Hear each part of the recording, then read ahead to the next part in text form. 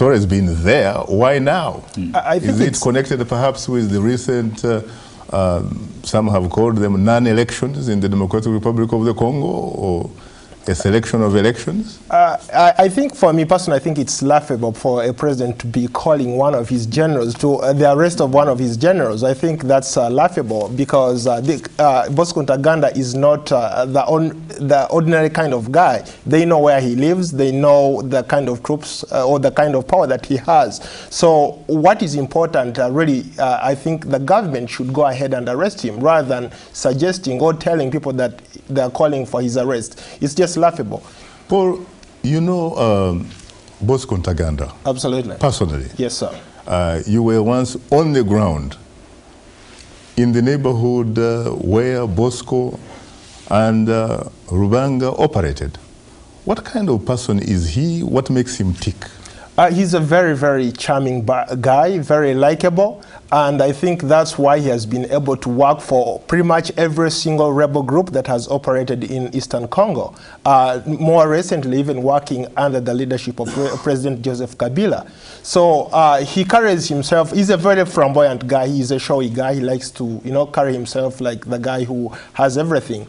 And the one thing that from my interactions with them at the time they were young junior officers in the ranks, but he's the kind of guy who knew what he wanted. So he was ready to go after what he wanted. And I'm not surprised that he has risen through the ranks to the extent that he's being wanted by the International Criminal Court. What about reports that he and his colleague Thomas Rubanga actually used to get support from Rwanda and at another point from Uganda? Any truth in those reports? There is no question. Absolutely. They were all supported by two governments, the Ugandan government and the Rwandan government. When you look back, these governments were pitting these rebels against each other. They created a sort of a class divide and rule kind of style to be able to take control of the mineral-rich eastern part of Congo. So basically, their support, for me, that's why I've always said that rather than going after the small guys, they should follow the money. Yep. They should go after the guys who are really supporting these guys. Because Congo the UN had an embargo on Congo. For all these years, there's been an embargo. But does it surprise you that these guys continue to get arms? Is it true that Bosco and Thomas belonged to the Hema group, and they were fighting against another group called the Lendu? Yes.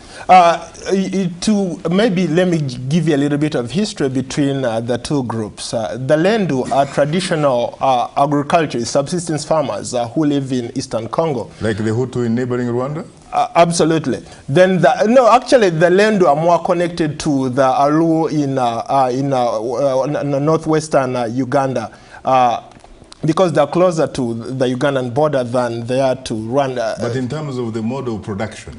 Yes, they're subsistence farmers. They live largely on subsistence farming, whereas the Hema are traditionally pastoralists, cattle keepers. So when you look back into history, these guys immigrated from different parts of East and Central Africa and moved to Congo in search of pasture to graze their cows. So when they reached there, they started fighting over small pieces of land, and that's where the conflict started. The conflict did not start in the 90s or in the 2000s when these guys were heavily involved in the killing, but the conflict goes back even 100 years before colonialism.